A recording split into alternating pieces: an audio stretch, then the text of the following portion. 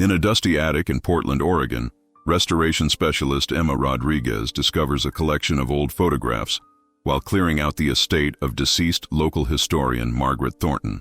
Among dozens of family portraits and vacation snapshots, one particular image stops her cold. The black and white photograph, dated 1913 on the back in faded ink, shows what appears to be a typical middle-class American family gathered on the front porch of their two-story home. The composition is classic for its era. A stern-looking father in his Sunday best suit standing behind a wooden chair, his hand protectively placed on the shoulder of his seated wife, who wears a high-necked white blouse and long dark skirt typical of Edwardian fashion. 3 children complete the family group, 2 boys in matching sailor suits flanking their parents, and a young girl in a white dress with elaborate lace trim sitting cross-legged on the porch floor. At first glance, everything about the photograph seems perfectly ordinary for 1913. The family appears prosperous but not wealthy, their clothing neat and well-maintained but not luxurious. Their home, visible in the background, is a modest Victorian-style house with decorative trim and a wraparound porch common in Pacific Northwest neighborhoods of that era. But as Rodriguez examines the photograph more closely under her professional magnifying equipment, something about the image begins to trouble her. Despite the formal posing typical of early 20th century family portraits, there's an unmistakable tension in each family member's expression. The father's smile appears forced, his eyes showing what looks like barely concealed anxiety. The mother's hands are clasped tightly in her lap, her knuckles white with tension. Most unsettling are the children's expressions. Rather than the natural joy expected from youngsters during a special photography session, all 3 display signs of fear or distress. The eldest boy's eyes are wide with what appears to be terror, while his younger brother stands rigidly at attention as if afraid to move. The little girl on the porch floor isn't looking at the camera at all. Instead, her gaze is fixed on something beyond the photographer, something that has clearly frightened her. Rodriguez reaches for her high-resolution digital scanner, sensing that this seemingly innocent family portrait might contain secrets that have remained hidden for over a century. Rodriguez brings the photograph to Dr. James Patterson, a forensic photography expert at Portland State University, who specializes in analyzing historical images for authentication and hidden details. Using state-of-the-art digital enhancement technology, they examine every pixel of the 110-year-old photograph with scientific precision. What they discover challenges their understanding of early 20th century photography and raises disturbing questions about what this family was actually experiencing. The breakthrough comes when Dr. Patterson notices an anomaly in the shadows cast by the house's architectural features. While the main subjects are clearly illuminated by natural daylight, there's an additional shadow pattern that doesn't match the sun's angle or the building's structure. Under extreme digital magnification, this shadow reveals itself to be the silhouette of a human figure standing just outside the photograph's frame. The shadow figure appears to be holding something in an outstretched arm, something pointed directly at the family. The object's shape and proportions strongly suggest it's a weapon, most likely a rifle or shotgun. The shadow's positioning indicates the person casting it was standing approximately 15 feet to the photographer's left, close enough to be clearly visible to the family members but deliberately positioned outside the camera's field of view. This explains the family's terrified expressions, Dr. Patterson observes, adjusting the digital enhancement software to reveal even more detail. They weren't posing for a pleasant family portrait, they were being forced to pose at gunpoint. The photographer was either complicit in whatever was happening, or was also being coerced. Further analysis reveals additional disturbing details. The shadow figure isn't alone. Careful examination of the ground and surrounding area reveals at least 2 other shadow patterns that suggest additional people were positioned around the family's home during the photography session. The precision of their positioning indicates this wasn't a random crime, but a carefully planned operation. Most chilling is the discovery that the family's body language shows clear signs of coached behavior. Their positioning, while appearing natural at first glance, actually forms a defensive cluster around the youngest child, as if the parents and older children are trying to shield her from unseen threats. The father's hand on his wife's shoulder isn't just affectionate. His grip is tight enough to show stress lines in the fabric of her blouse. "We're not looking at a family portrait," Patterson concludes grimly. "We're looking at documentation of what appears to be a hostage situation, with the photograph serving as proof of life or evidence of compliance with someone's demands." Rodriguez and Dr. Patterson traveled to the Multnomah County Historical Society in Portland, determined to identify the family in the photograph and uncover the circumstances surrounding this disturbing image. Using the architectural details of the house and the clothing styles as dating references, they work with local historian Robert Mills to identify the location and time period with greater precision. Mills examines the photograph with growing recognition. "I know this house," he says, pointing to the distinctive gingerbread trim and porch configuration visible in the background. "This is the Henderson family home on Burnside Street. The house still stands, though it's been converted into apartments. But if this is the Henderson family, then we're looking at one of Portland's most mysterious, unsolved disappearances." The historian pulls out a thick folder containing newspaper clippings from 1913. The headlines tell a story of sudden vanishing and community shock. "Entire family vanishes without trace," and "Henderson home found abandoned, police baffled." According to the reports, the Henderson family, Father Thomas, Mother Elizabeth, and their 3 children, disappeared from their home on September 15, 1913, leaving behind all their possessions and no indication of where they had gone. Thomas Henderson was a successful lumber mill foreman, Mills explains, reading from the newspaper accounts. The family was well respected in the community, with no known enemies or financial problems. One day they were there, the next day they were gone. Neighbors reported seeing them on their front porch the evening before, but by the next morning the house was empty. Dr. Patterson studies the newspaper descriptions of the missing family members and compares them to the individuals in the photograph.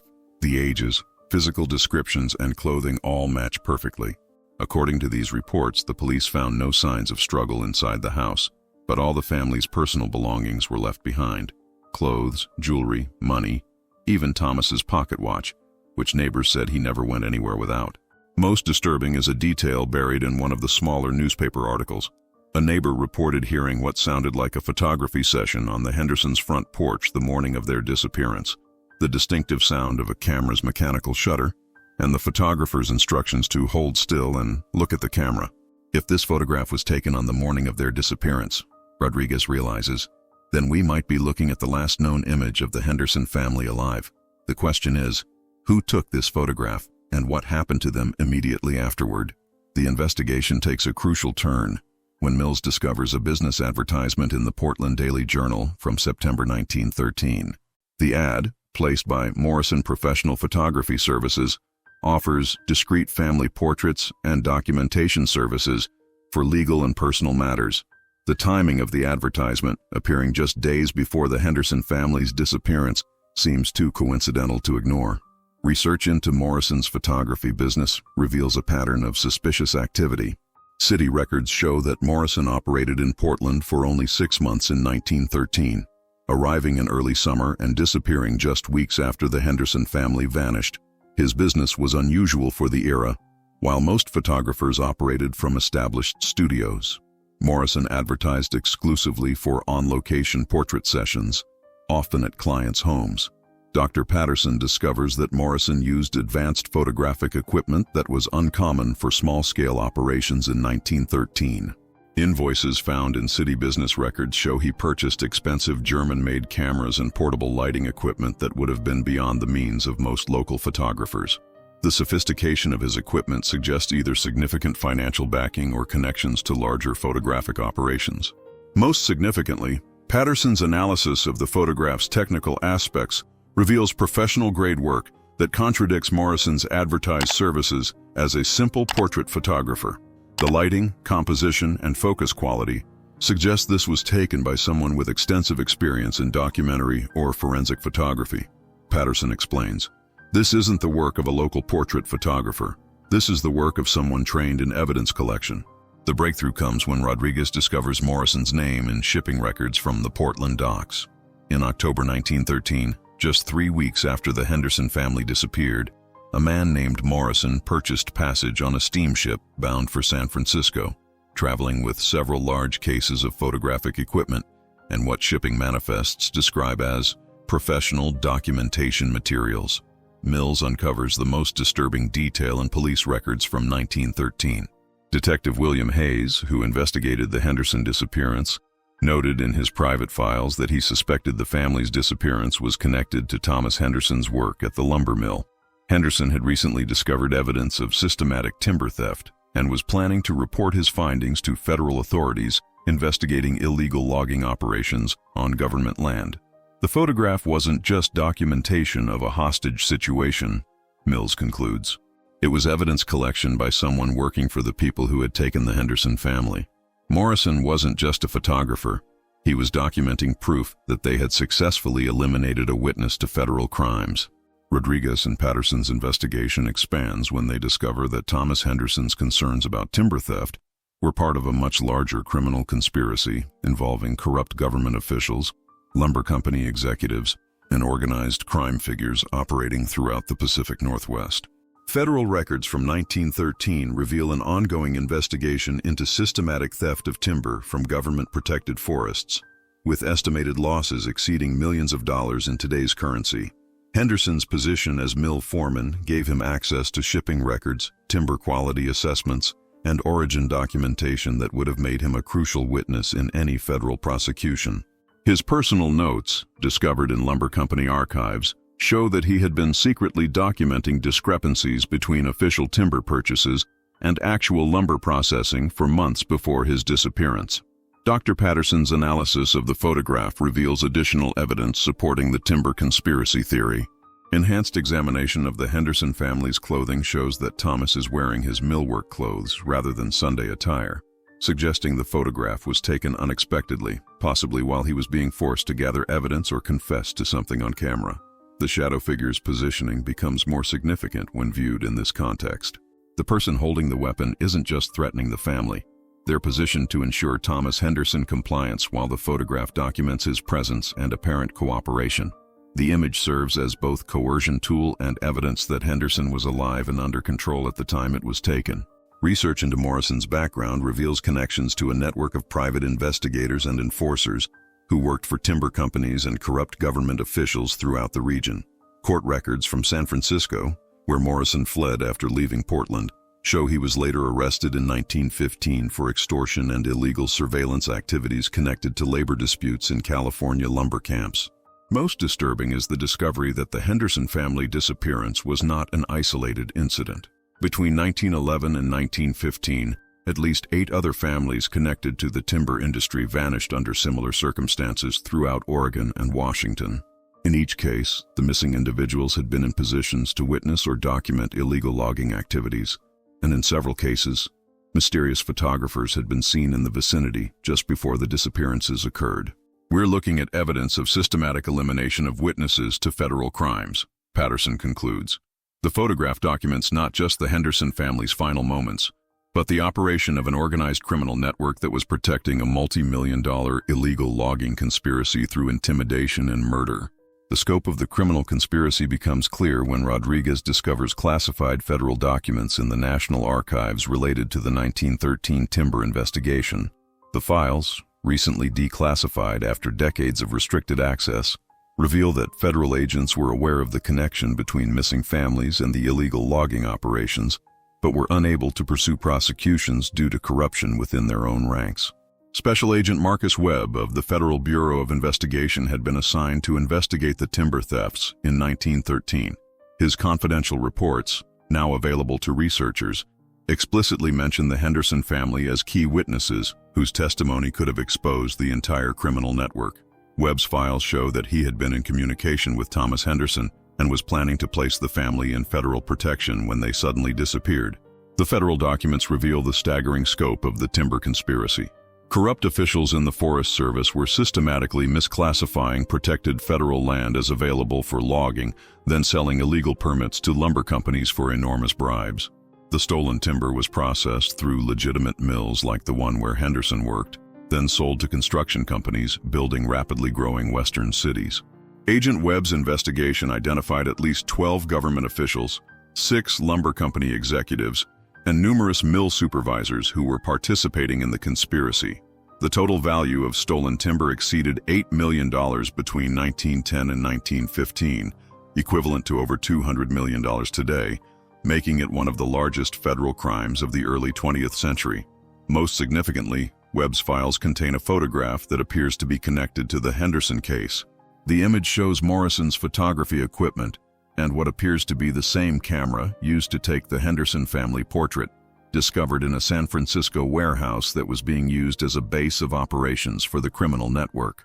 Webb's final report on the case, dated 1916, reveals why the investigation was ultimately abandoned. Several key federal prosecutors had been threatened or bribed into dropping charges. Key witnesses had been killed or had disappeared, and Webb himself had been reassigned to other duties after his superiors determined the case was too politically sensitive to pursue. The Henderson family was murdered not just to eliminate witnesses, but to send a message to anyone else who might consider cooperating with federal investigators, Webb wrote in his confidential summary. The photograph serves as documentation of both the crime and the impunity with which these criminals operated, knowing they had protection from corrupt officials at the highest levels. Rodriguez's investigation takes a dramatic turn when she locates Morrison's photographic equipment and files in a private collection in San Francisco. The collector, unaware of the equipment's dark history, had purchased the items at an estate sale in 1960. Among Morrison's preserved materials are dozens of photographs similar to the Henderson family portrait, all showing families in obvious distress, all taken under what appear to be threatening circumstances. Dr. Patterson's analysis of these additional photographs reveals a consistent pattern. Each image shows a family that had some connection to the illegal timber operations, either as mill workers, Forest Service employees, or local officials who might have witnessed criminal activity.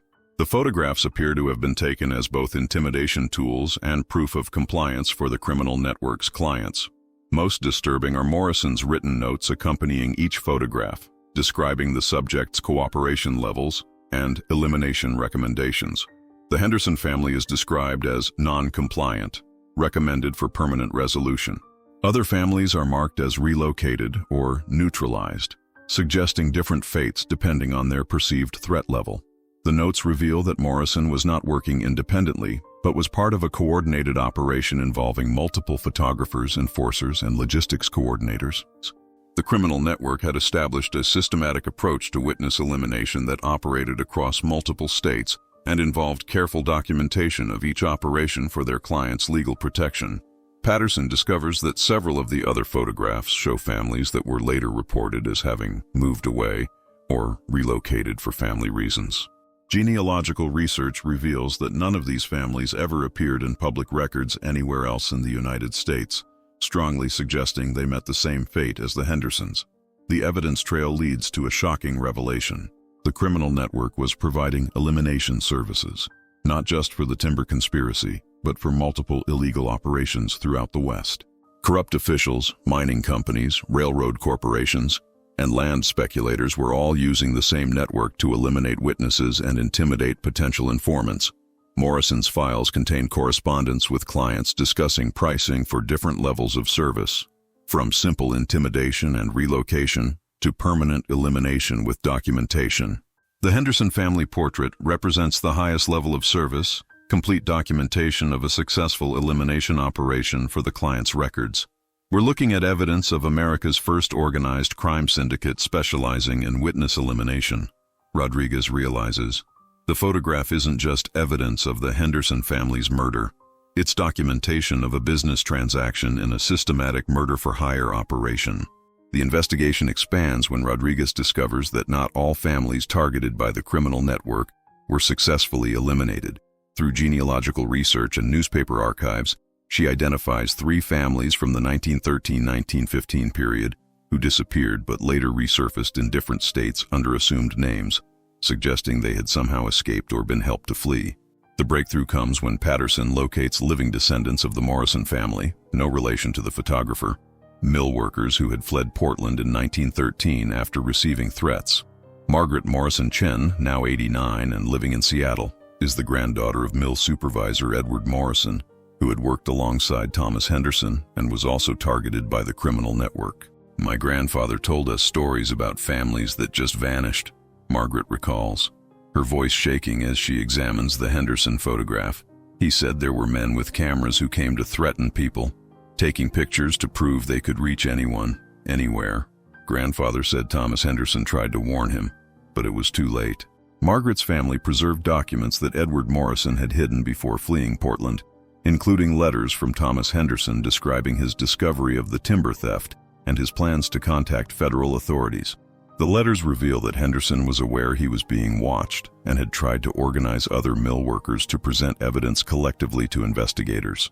Most significantly, Margaret provides a photograph of her grandfather with Thomas Henderson and several other mill workers, taken just weeks before the Henderson family's disappearance. The image shows a group of determined men, but careful analysis reveals they are standing in defensive positions, clearly aware they are being watched or threatened. Through Margaret's connections, Rodriguez locates two other families whose ancestors had been targeted but had successfully escaped. Their preserved documents and testimonies reveal that Special Agent Webb had actually succeeded in helping several families flee to safety before his investigation was shut down, providing them with new identities and relocation assistance. These survivor testimonies confirm that the Henderson family photograph was indeed taken as part of an elimination operation. The families who escaped described similar photography sessions being conducted as psychological torture before families were either relocated or eliminated, with the photographs serving as both intimidation tools and proof of the network's reach and capabilities. The shadow in the photograph represents more than just one gunman, Margaret explains. It represents a network of killers who could reach anyone, document their power, and operate with complete impunity because they had protection from corrupt officials at every level of government. Rodriguez's investigation reveals the tragic extent to which corruption protected the criminal network responsible for the Henderson family's murder. Government documents from 1916 show that despite Agent Webb's extensive evidence collection, no prosecutions were ever pursued due to what officials described as insufficient evidence and witness availability. The reality, as Webb's confidential files make clear, was that key prosecutors had been either bribed or threatened into inaction. The timber conspiracy involved such high-level corruption that pursuing prosecutions would have exposed complicity by members of Congress, federal judges, and even cabinet-level officials who had received enormous bribes in exchange for mining and logging permits. Dr. Patterson's research into the aftermath of the investigation reveals that several honest federal agents and prosecutors who had tried to pursue the cases either died in suspicious accidents or were reassigned to remote locations where they could cause no further problems. The criminal network had successfully corrupted the justice system itself, ensuring their crimes would never face prosecution. Most tragically, the families who had lost loved ones to the criminal network were never officially informed of what had happened. The Henderson family's disappearance remained classified as a missing persons case until 1950, when it was quietly closed with no resolution. The other eliminated families received similar treatment, their deaths never officially acknowledged or investigated. The photograph, which could have served as crucial evidence in criminal prosecutions, was instead buried in federal archives where it remained classified for decades. Morrison's equipment and documentation, which provided detailed evidence of multiple murders, was sealed as part of ongoing investigations that were never actually pursued. Patterson discovers that the criminal network continued operating throughout the 1920s, expanding their services to include elimination operations for bootleggers, corrupt politicians, and business rivals during Prohibition. The systematic witness elimination that began with the timber conspiracy evolved into one of America's most successful organized crime operations. The Henderson family's murder was never solved not because of lack of evidence, but because solving it would have required prosecuting corrupt officials who had the power to protect the criminals and destroy the investigators. The photograph stands as documentation not just of murder, but of a complete failure of the justice system to protect innocent citizens from organized crime. The shadow in the photograph represents the shadow that fell over American justice itself, Rodriguez concludes. A shadow cast by corruption so deep that murderers could operate openly, document their crimes, and face no consequences because they owned the very system that should have protected their victims. Today, Rodriguez stands in the restored Henderson family home, now a museum dedicated to victims of early organized crime in America. The original photograph hangs in the main exhibition hall, accompanied by detailed documentation of the timber conspiracy and the systematic elimination of witness families. The shadow that once seemed mysterious now serves as a stark reminder of how organized crime operated with impunity in early 20th century America. Margaret Morrison Chen, now the museum's primary historical consultant, touches the photograph gently as she speaks to visiting school groups about her grandfather's narrow escape from the same criminal network that murdered the Henderson family. This photograph proves that evil often hides in plain sight, she tells the children, but it also proves that the truth eventually comes to light, even when powerful people try to bury it. The museum's research has identified over 30 families who were eliminated by the criminal network between 1911 and 1925, making it one of America's most successful serial killing operations. The Henderson family photograph has become the centerpiece of ongoing efforts to document and memorialize these forgotten victims of organized crime and government corruption. Dr. Patterson's forensic techniques, developed during the investigation, are now used by law enforcement agencies worldwide to analyze historical photographs for evidence of previously undetected crimes.